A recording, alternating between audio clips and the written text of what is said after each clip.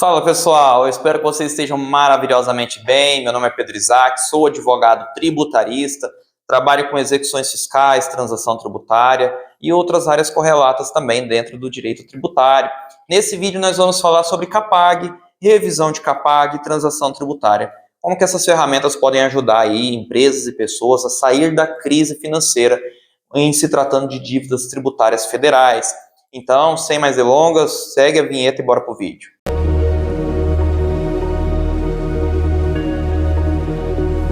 Bom, como que surge a transação tributária? Vamos começar por ela. A transação tributária ela surge com o objetivo, dentro da União, de retirar aquela falta de isonomia que tinha a respeito do crédito tributário na hora do recebimento. Assim, você tinha um refis todo ano, e esse refis, você tinha um desconto de 90% praticamente. Aí, aquelas grandes empresas devedoras de tributo que tinham condições de arcar com o tributo, o que elas faziam? Ficavam disputando judicialmente. Você pega aí um grupo econômico gigantesco, multibilionário, eles arrastavam discussões judiciais, perdiam, deviam um tributo, ia para a execução fiscal, lá na frente tinha como receber o tributo, tinha meios, tinha garantia, tinha tudo para a União conseguir receber aquele tributo. Nos 45 do segundo tempo eles aderiam a um edital de transação e eles iam embora 15 anos praticamente de trabalho da Procuradoria, do Judiciário, de todo mundo, que trabalhou em cima daquela ação, exceto para os advogados da empresa, claro. E esse valor ia embora, pulverizava. Por quê? Você tinha ali, por exemplo, 30 milhões que viravam 3 milhões.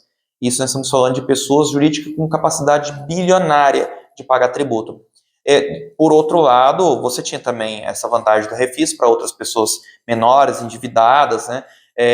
Tanto pessoas físicas quanto jurídicas. Você pega pastelaria, você pega uma oficina mecânica, aquelas pessoas também que deviam tributos federais poderiam utilizar desse refis. O refis é utilizado até hoje como instrumento aí a nível municipal, estadual aos poucos vai acabando, aí pelos próximos 10 anos talvez a gente não tenha mais refis, e a nível federal hoje praticamente a gente tem a transação tributária, tá?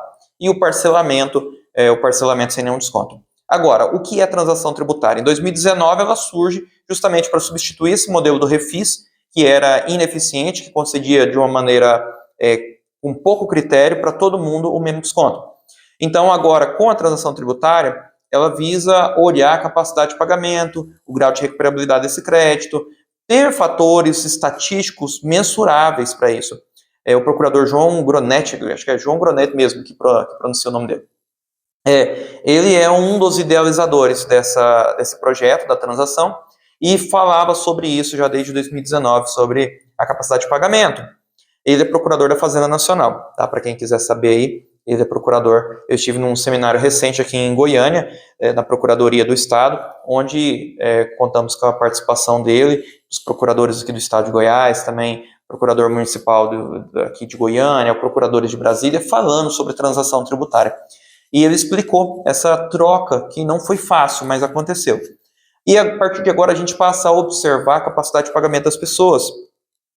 Se você deve, por exemplo, 1 milhão em tributos, mas a tua capacidade de pagamento é de meio milhão, a dívida precisa ser adequada à tua realidade de pagamento. Tanto a portaria 6757 de 2022, o artigo 2º dela traz alguns princípios a respeito da transação tributária, as regras para poder aderir, enfim. E dentro dessa portaria, um dos princípios é o inciso 6º, adequação dos meios de cobrança à capacidade de pagamento dos devedores inscritos em dívida ativa. Então, é um princípio já entranhável dentro da Procuradoria.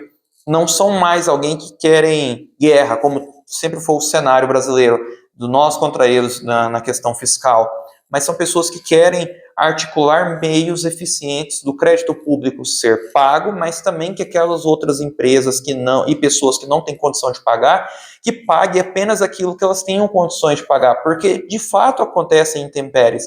Podemos pegar o caso Mariana. Imagina o caso Mariana, quantas empresas e pessoas que não tiveram ali, infelizmente, tudo destruído do aspecto material, né? Empresas e tudo mais, sem contar aqui as demais tristezas que surgem dessa tragédia lá, que foi a tragédia Mariana. Então, isso podemos levar a outras tragédias também, ou podemos levar eventos climáticos difíceis, que podem afetar a produção agrícola. movimentos externos com alta de dólar, alta no petróleo, coisas que não estão no controle da pessoa aqui dentro, mas que no final das contas vai impactar. Ou até mesmo, em algum momento, uma má adaptação à realidade do mercado e a empresa passa por um momento de crise, e a primeira coisa na crise que todo mundo para de pagar, sejamos sinceros, são os tributos. Você tem aí tributos, bancos, fornecedores, credores trabalhistas, alguns têm até os agiotas. Então, a primeira que vai parar de pagar, sem dúvida, é o tributo. Depois vai ser os bancos. E aí, daí para frente, o fornecedor e o agiota vai ser o último a parar de receber. O credor trabalhista para de receber antes também. Tentando criar meios de superar essa crise para quem realmente está em crise, vem então a transação tributária e institui essa metodologia de capacidade de pagamento que dá classificação aos créditos tributários federais.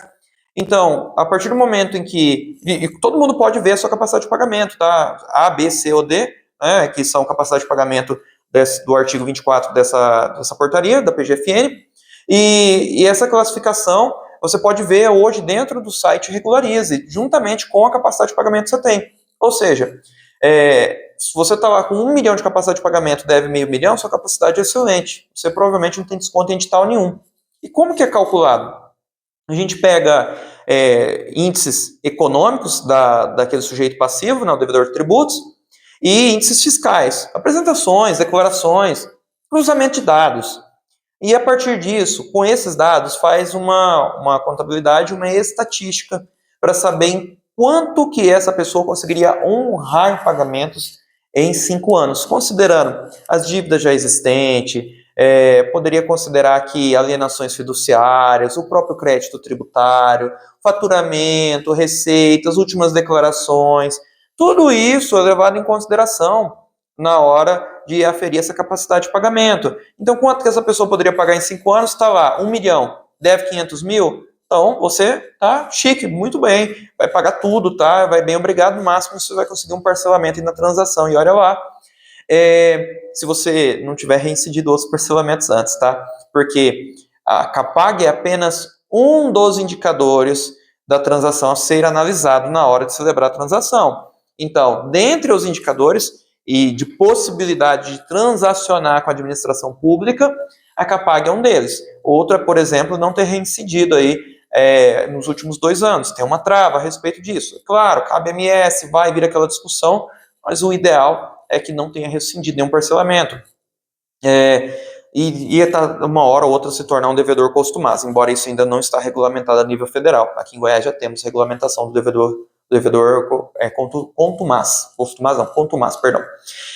Então, assim, nós temos esse índice, vai oferir a CAPAG. Como que eu faço se eu devo 1.000 milhão, minha capacidade de pagamento está 1 milhão, eu estou classificado como nível A, rating A, e não tenho condições de pagar essa dívida tributária nem parcelada dentro do edital. Eu precisaria de desconto. Como que eu faço? Se realmente é a tua situação financeira, ou a situação financeira do teu cliente, você vai precisar de um laudo técnico elaborado por um contador, por exemplo. Por exemplo, não, com um contador, né? Ninguém vai fazer balanço contábil que não seja contador. Você vai precisar desse profissional habilitado, realizar um laudo técnico com balanços patrimoniais, vai cumprir dentro do artigo 30 da Resolução 6757 todos aqueles dispositivos, todos aqueles incisos, pedindo toda aquela documentação. Vai apresentar esse laudo dentro do site Regularize. Esse laudo vai apontar, contradizer aquela CAPAG que está lá no site. Por exemplo, está 1 milhão, mas a tua capacidade em 5 anos é 200 mil e você deve meio milhão, então a tua capacidade de honrar com o pagamento é 200 mil. Então o que vai trabalhar em 5 anos é sobre 200 mil. A Procuradoria entende que não tem como cobrar o meio milhão porque não tem nem de onde tirar. E se entrar com uma execução fiscal, talvez fique pior, porque vai onerar ainda mais o custo para recebimento desse crédito. Porque entrar com uma ação judicial hoje custa em média 20 mil reais para a Procuradoria. Trabalhar numa execução fiscal dentro do prazo dela. Se você pegar as médias hoje de execuções fiscais e tempo de recebimento. Então, é muito mais proveitoso para a administração pública. Agora, todas as vezes que estiver assim, deve pedir revisão de CAPAG, e aqui eu queria fazer um adendo, um cuidado, porque a Procuradoria ela teve uma visão 360 quando foi instituir a transação tributária para olhar não só para o crédito tributário, mas olhar para o sujeito passivo, ou seja, a realidade dele. Coisa que hoje nós não estamos tendo ainda a nível estadual, em diversos estados. O estado de Goiás está trabalhando a sua transação tributária, mas muito mais focado ao crédito, né? Por exemplo, IPVA tem garantia, é um tributo próprio ter-rim, né? Há uma discordância doutrinária aí, mas, no modo geral, ele é um tributo próprio ter-rim.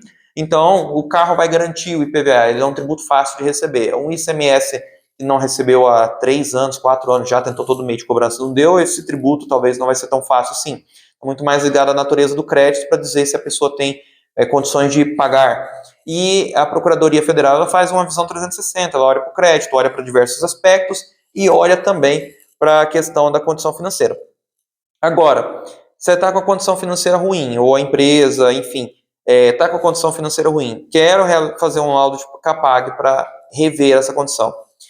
Pois bem, agora, pense bem só o seguinte, você onerou bens recentemente, por exemplo, nos últimos 2 exercícios, você onerou bens como caminhões, carros, imóveis, de maneira que você já estava inscrito em dívida ativa e os bens que sobraram não são suficientes para pagar a dívida.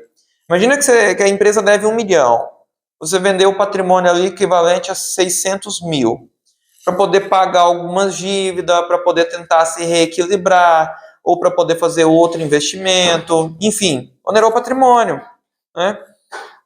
Você vai comprar outros caminhões, você vai comprar outros carros, vai que é uma empresa que tem ali vários veículos, você ainda não realizou essa compra, às vezes mudou o estilo ali, agora você está você está locando veículo para daqui 6 meses comprar outros veículos, porque está esperando uma oferta, alguma coisa nesse sentido.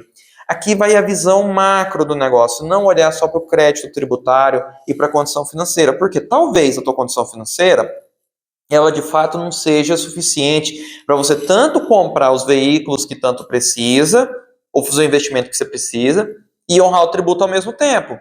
Mas uma vez que apresentar um laudo de CAPAG mostrando a oneração desse patrimônio sem reservar valores suficientes para honrar o crédito tributário, você sabe o que vai acontecer? Muito provavelmente, a Procuradoria vai pedir um arresto sobre os bens. Simples assim. Vai pedir uma averbação pré-executiva, vai entrar com a execução fiscal, vai pegar os bens sem necessidade de uma ação pauliana. Não precisa. Estava escrito em dívida ativa, você não reservou bem suficiente.